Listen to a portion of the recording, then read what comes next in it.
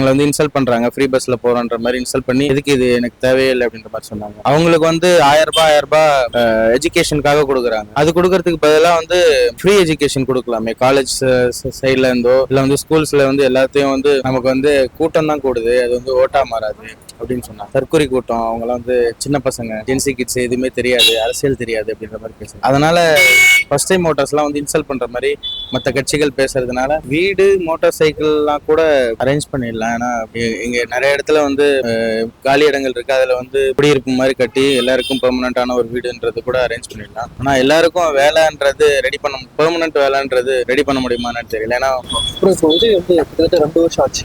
முன்னாடி ஒரு சின்ன சின்ன ஸ்டடிஸ் ஃபேஸ் பண்ணியிருந்தாலும் இப்போ ஓரளவுக்கு நல்ல பாத்துல போற மாதிரி இருக்கு. உங்களோட ஜெனரல் ஒப்பீனியன்? என்னோட ஒப்பீனியனும் அதே மாதிரி தான் ப்ரோ. ஏன்னா ஃபர்ஸ்ட் வந்து வெளியே வர மாட்டாரு அப்படின்ற மாதிரி சொன்னாங்க. அதுக்கப்புறமா வந்து கூட்டம் கூடாது, கூட்டத்தை கூட்டி காமிச்சோன்னே மாநாடெல்லாம் முடிஞ்சதுக்கு அப்புறம் என்ன சொன்னாங்கன்னா, நமக்கு வந்து கூட்டம் தான் கூடுது, அது வந்து ஓட்டா மாறாது அப்படின்னு சொன்னாங்க. எல்லா இடத்துலயும் நம்ம எவ்வளவு சென்டர் காமிச்சதுக்கு அப்புறம் திருப்பி வந்து இப்ப என்ன சொல்றாங்கன்னா, தற்கொலை கூட்டம், அவங்களாம் வந்து சின்ன பசங்க, ஜென்சி கிட்ஸ், எதுவுமே தெரியாது, அரசியல் தெரியாது அப்படின்ற மாதிரி பேசுறாங்க. அதனால ஃபர்ஸ்ட் டைம் மோட்டார்ஸ்லாம் வந்து இன்சல்ட் பண்ற மாதிரி மற்ற கட்சிகள் பேசுறதுனால இவங்களுக்கு கொஞ்சம் வந்து பீப்புள் மத்தியில வந்து கொஞ்சம் அதிகரிக்குதுன்னு தான் நான் பார்க்கிறேன். இன்னொரு கொஸ்டின், நேற்று பார்த்தீங்கன்னா காங்கிரஸ் ஒரு 15 வாக்குறுதி சொல்லியிருக்காங்க. ஒரு 2 நம்மளுக்கு சொல்றேன், இதெல்லாம் நடைமுறை பாசிபிள் ஆகுமா? ஆனால் எப்படி இருக்கும் சொல்றேன். ஃபர்ஸ்ட் வந்து மோட்டார் சைக்கிள் எதுக்காகனா, இந்த மோட்டார் சைக்கிள் நிறைய இடத்துக்கு டிராவல் பண்ணி மக்களால் ஒரு பிசினஸ் பண்ண முடியுன்றது அவர் சொல்லி தான் சொன்னேன், எக்ஸ்பிளைன் பண்ணி சொன்னேன். அண்ட் இன்னொன்று பெர்மனண்டா ஒரு குடும்பத்துல ஒருத்தருக்கு பெர்மனன்ட் வேலை, இன்னொன்று இருக்க வீடு. ஓகே, இத்தனை பேருக்கும் இதெல்லாம் கரெக்டாக ப்ராப்பரா செஞ்சு தர முடியுமா? அப்படி நடந்தா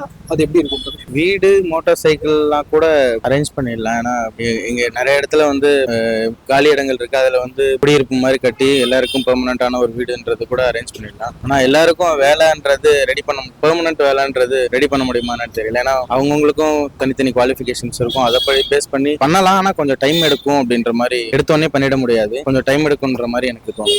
ஒரு சின்ன டிஃபரன்ஸ் கேட்கிறேன். எல்லா கட்சியும் வந்தாலும் டிவி ஃப்ரீயா தரேன், லேப்டாப் ஃப்ரீயா தரேன், சைக்கிள் ஃப்ரீயா தரேன், இப்படிதான் ஃப்ரீன்னு சொல்லுவாங்க. ஓகே, ஆனா இது எதுவுமே ஃப்ரீயா தரேன்னு சொல்லல. ஓகே, உங்களை நான் உருவாக்க வைக்கிறேன்னு சொல்றேன். இந்த மாற்றம் எப்படி இருக்குன்னு? ஆமா ப்ரோ, இப்போ பஸ் ஃப்ரீயா விட்டாங்க, அதனால என்ன நன்மைன்றது லேடிஸ் கண்டிப்பா வந்து அதனால வந்து ஒரு வயசானவங்களோ வந்து கொஞ்சம் புவர் பீப்புள் வந்து பயனடைறாங்க. ஆனா எல்லாருமே அதுல பயனடுறாங்களா என்னன்றது தெரியல. லேடிஸே வந்து நிறைய பேர் இப்போ என்ன சொல்றாங்கன்னா, எங்களை வந்து இன்சல்ட் பண்றாங்க, ஃப்ரீ பஸ்ல போறோன்ற மாதிரி இன்சல்ட் பண்ணி எதுக்கு இது எனக்கு தேவையில்லை அப்படின்ற மாதிரி சொன்னாங்க. அவங்களுக்கு வந்து 1000 ரூபாய் எஜுகேஷனுக்காக கொடுக்குறாங்க. அது கொடுக்கறதுக்கு பதிலாக வந்து ஃப்ரீ எஜுகேஷன் கொடுக்கலாமே. காலேஜ் சைட்ல இருந்தோ இல்ல வந்து ஸ்கூல்ஸ்ல வந்து எல்லாத்தையும் வந்து கவர்மெண்ட் வந்து நம்ம கவர்மெண்ட் ஸ்கூலையும் ஹாஸ்பிட்டல்ஸையும் வந்து கொஞ்சம் தரம் உயர்த்தினா வந்து எல்லாருமே மக்கள் வந்து கவர்மெண்ட் ஸ்கூலை நோக்கியும் ஹாஸ்பிட்டல்ஸ் நோக்கியும் அவர் விஜய் சார் சொன்ன மாதிரியும் கரெக்டா முன்னெடுப்பாங்க. இப்ப கேரளால எல்லாம் பாத்தீங்கன்னா மோஸ்டா எல்லாரும் கவர்மெண்ட் ஸ்கூல் தான் படிக்கிறாங்க. கவர்மெண்ட் ஹாஸ்பிட்டல்ஸ்க்கும் வந்து எந்த ஒரு ஃபெசிலிட்டி குறைபாடு அப்படின்ற மாதிரி எனக்கு தெரிஞ்சு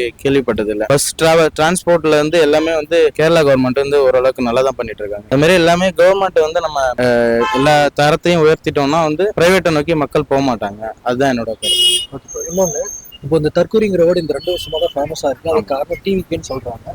இன்னொன்னு என்னன்னா, டிவிக்குல ஜென்சி கிட்ஸ் மட்டும் இல்ல, 35-40 வயசு இருக்கவங்களும் இருக்காங்க. அவங்க எல்லாம் கண்டிப்பா 3 வாட்டிக்கு மேல ஓட்டு போட்டுருப்பாங்க. அவங்க எல்லாம் இதுக்கு முன்னாடி டிவிக்கு இல்லாத பட்சத்துக்கு அதிமுக, திமுக, என்டிகே இந்த மாதிரி எல்லாம் கட்சிக்கு ஓட்டு போட்டுருப்பாங்க. இப்போ அவங்க தானே டிவிக்கும் சப்போர்ட் பண்றாங்க. இப்போ தற்கூரின்னு அவங்க யார சொல்லுங்க? அதுதான் ப்ரோ, விஜய் சார் சொன்ன மாதிரி தான். இதுக்கு முன்னாடி ஏன்னா எங்க தாத்தா வந்து டிஎம்கேல இருந்தாங்க, அப்பா டிஎம்கேல இருந்தாங்க. நானும் ஃபர்ஸ்ட் டைம் ஓட்டு வந்து டிஎம்கேக்கு தான் போட்டேன். அதுக்கப்புறம் கடைசியா நடந்த 2 எலெக்ஷன்ல வந்து நாம் தமிழர் கட்சி போட்டேன். வந்து விஜய் சார் வந்து கட்சி ஆரம்பிப்பாருன்னு தெரியும். நான் அப்போதைக்கு கடந்த எலெக்ஷன்ல கூட பார்ட்டிசிபேட் பண்ண முடியாதுன்னு சொல்லிட்டாங்க. அதனால வேற ஆப்ஷன் எனக்கு இல்ல. டிஎம்கே வேணாம், ஐடிஎம்கே வந்து பிஜேபியோட அலைன்ஸ்ல இருக்கிறதுனால என்டிகேக்கு போட்டேன். அவர் என்ன பண்றாருன்னா, ஃபர்ஸ்ட் அந்த எலெக்ஷன் அப்போ வந்து மைக்கு தம்பியே சொல்லிட்டாரு அப்படின்ற மாதிரி, என் தம்பி எனக்கு சப்போர்ட் பண்றாருன்ற மாதிரி பேசிட்டு இப்போ வந்து டோட்டலா டிஃபர் ஆகுறாரு. அவர் சொன்ன விஷயத்தையே வந்து மாத்தி பேசுறாரு. அதனால அவர் நம்பலாமா வேணாமான்ற தாட்டு நமக்கு வந்துருது. இப்ப நான் ஓட் போட்டேன்னா வந்து எனக்கு 28 வயசு ஆக போகுது. அஞ்சாவது டைமும் ஓட் பண்ண போறேன்னு நினைக்கிறேன். முதல் டைம் டிவி கேக்கு தான் என்னோட சப்போர்ட் ஃபுல்லா இருக்கு. இந்த ஃபர்ஸ்ட் டைம் டிவி கேக்கு சப்போர்ட் பண்ண. ஓகே, இப்போ நீங்க 2026 டிவி கேக்கு சப்போர்ட் பண்றேன்னு சொல்லிருக்கீங்க. இப்போ உங்களை தான் எதிர்கட்சி தற்கூரின்னு சொல்லுதுன்னா அவங்களுக்கு நீங்க டிஃபெண்ட் பண்ணா நீங்க என்ன சொல்லுவீங்க? ஒரு எதிர்கட்சி இல்ல, எனக்கு அரசியல் ஓரளவுக்கு தெரியும். ஏன்னா எங்க தாத்தா வந்து கட்சியில இருந்ததுனால அப்படி அதனால இல்ல, ஜென்ரலா நான் வந்து அரசியலை ஃபாலோ பண்ணிட்டு இருப்பேன் சின்ன வயசுல இருந்து. ஒரு 10th 12th இருந்து அரசியல் என்ன நடக்குது அப்படின்றது கொஞ்சம் எனக்கு தெரிஞ்ச வரைக்கும், அவங்க அளவுக்கு தெரியலனாலும் என் வயசுக்கு எவ்வளவு தெரிஞ்சு வைக்க முடியுமோ அந்த அளவுக்கு தெரிஞ்சு வச்சிருக்கேன்.